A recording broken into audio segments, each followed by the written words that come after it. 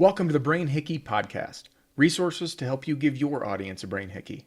I'm your host, Adam Bensman. Now, this is episode 2, and last episode we talked about the definition of a brain hickey and the importance of having a brand story. And the brand story is that common thread that runs through all of your copy mediums that penetrate every aspect of your brand's communication. Everything from your blogs to your email to your social media account to your advertisements, landing pages, web pages, everything. Now, before we get into this, we're going to talk about my simple 3-step formula to build a brand story. Now, for marketers, you may be working with multiple different companies, so you need to understand how to help other companies develop their brand story and integrate it into their communication mediums and all their copy projects. Now, for entrepreneurs, this is more of an introspective type exercise. So before we go into the brand story, that common thread that runs through everything, we need to talk about why a brand story is so important. And if you remember episode 1, I talked about how a brand story and brand messaging to be simple and singular.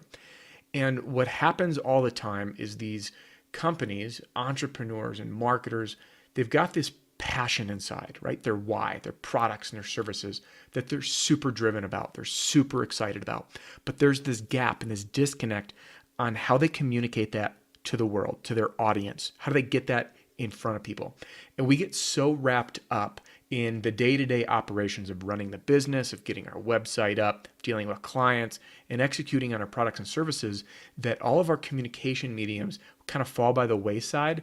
And what happens is people put up what I call content for content's sake, meaning we're newsjacking articles online and just posting them to our Facebook page. Our last blog was written 8 months ago. Oh crap, we need to write a blog, so let's put something together real quick. And what happens is there's no congruency in your message, and a new visitor comes and they see this kind of hodgepodge of junk on your page, and it doesn't resonate. And people, especially in this day and age, we need to connect with something quick or we're gone. I mean, I've seen even the stats on if your web page loads slow, how many people you lose. I think it's like a 3-second window.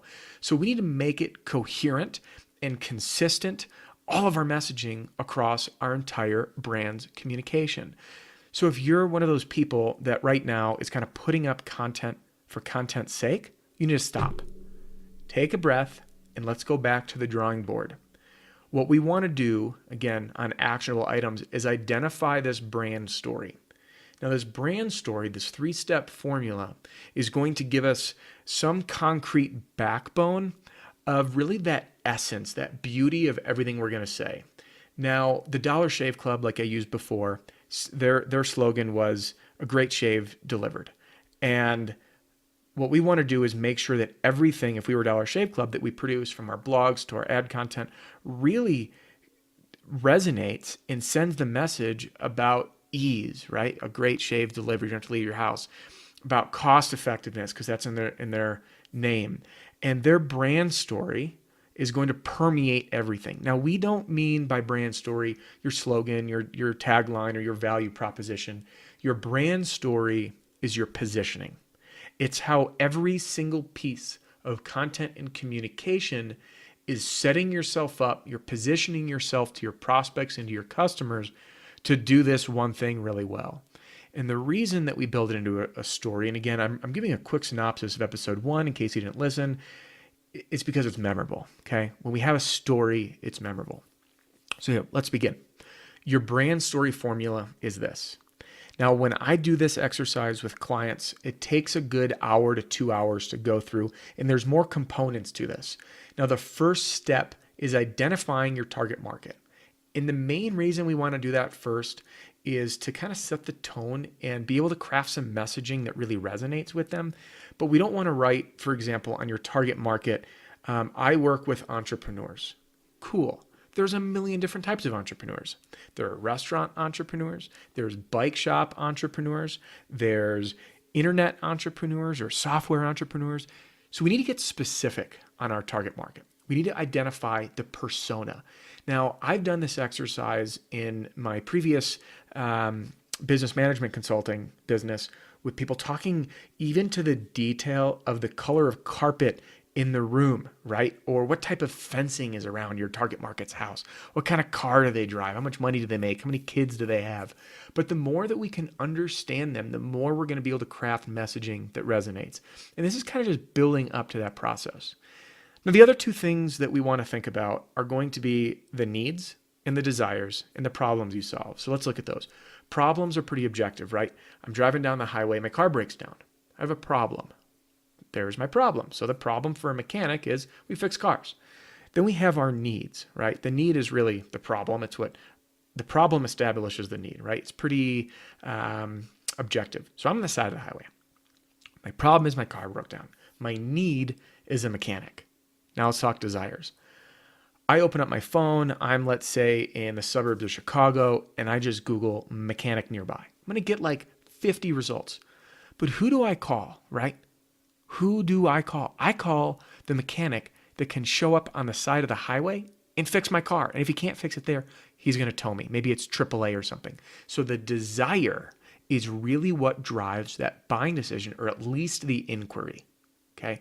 So the desire is, of all the mechanic shops, who's going to be able to come to me to fix me or to tow me? So that's kind of a little backbone again. Target market, problems, needs, and desires. Now, some people call the desire the trigger, right? Something happens in one's life or one's business that's going to initiate my search for services or products. All right, so we've got that down. Now let's talk. This is the first step into our 3-step brand story formula. What is your number one top benefit?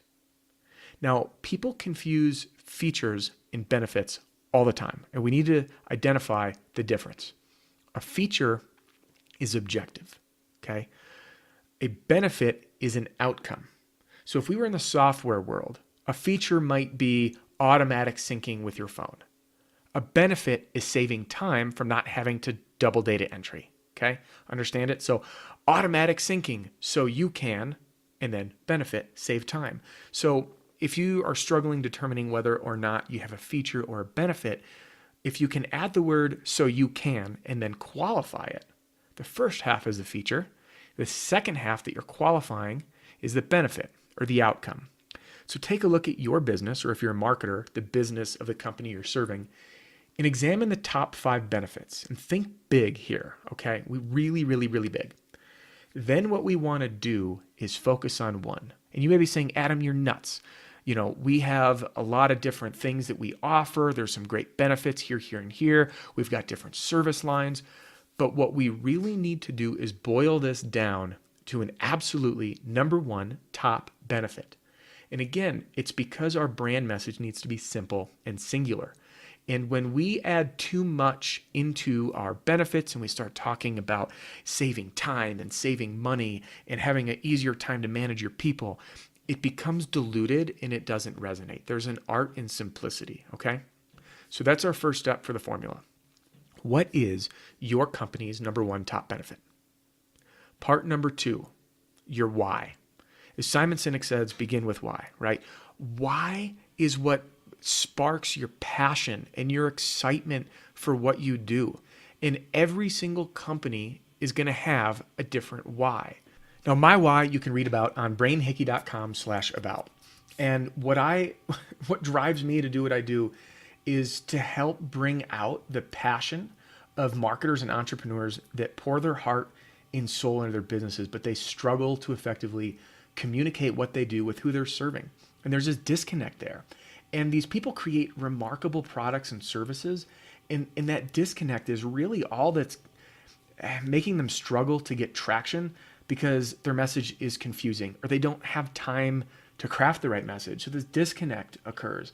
And I am super passionate about helping bridge that disconnect gap and discovering that communication and empowering entrepreneurs is really what we love to do. We give the brand a voice. We help them form profound connections with the market they're serving through communication and through copywriting and sales copywriting. Again, we do this through our method that we created to leave a brain hickey on your audience, that long-lasting mark on the brain left by a powerful brand story. So that's our why. And you got to ask yourself, what's your why? What's the why of the company that you serve? All right, that's step 2. So the brand story formula, step 1, top benefit. Step 2, your why. Step 3, your tilt. Your tilt is your differentiator. Now, everyone has a little bit different way of doing business. And if you don't, that probably is one reason why you're having a hard time getting traction. So you have to identify, what is your differentiator? What is your tilt? Now, for Brain Hickey, our tilt is twofold. 1, it's flat rate copywriting services. And number 2 is our differentiator is about leaving a brain hickey. It's about crafting powerful brand messages that leave a mark. And the flat rate component of what we do is different than most copywriters that are per project, and it's very labor intensive. We look at ourselves as a freelance copywriter, wholesale copywriter that you can upsell. And for entrepreneurs, we're like a consultant that joins your team and helps strategize and write all your copy cheaper than you could do in-house. So that's our differentiator. So the brand story formula is your top benefit plus your tilt or your differentiator and your why. And we put these together and we want to consolidate this. So that's just the concept, right? So we have a concept of our why, our top benefit, and our tilt. Now we need to boil this down into a sentence. So let's take components of each. And there's no magic if we put the why first or second or third. We just need to make sure all these components are there. So here's an example of my brand's formula and my brand story. My why is a passion for crafting powerful copywriting, video scripts, and brand communications that leave a mark. My top benefit is a loyal and attentive audience that converts at a higher rate than before I got involved. And my tilt or my differentiator is how I work with my clients either through flat rate services per project or on a long-term basis. So if I had to take all of that and boil it down into one sentence, it's really just for clarity and for internal use. So my why is a passion for crafting powerful brand messages for marketers and entrepreneurs to develop stronger, more engaged audiences through an easy to work with flat rate service. Something along those lines, right? Where it's just one quick, powerful sentence. But now everything that I do as a brand needs to be about crafting powerful messages that help marketers and entrepreneurs. It needs to be about helping them increase build an attentive audience that converts, and by doing it in an easy to work with way. And that's what I'm doing here on my podcast and my blog, which you can check out on brainhickey.com. So every brand story is going to be different. And again, this is for internal use. So now that we've done this, our common thread that is going to run through all of our copy mediums need to stem from this message of crafting powerful messages, increasing conversion, and easy to work with. The why, passion for crafting powerful messages that leave a mark. Top benefit, increase conversion.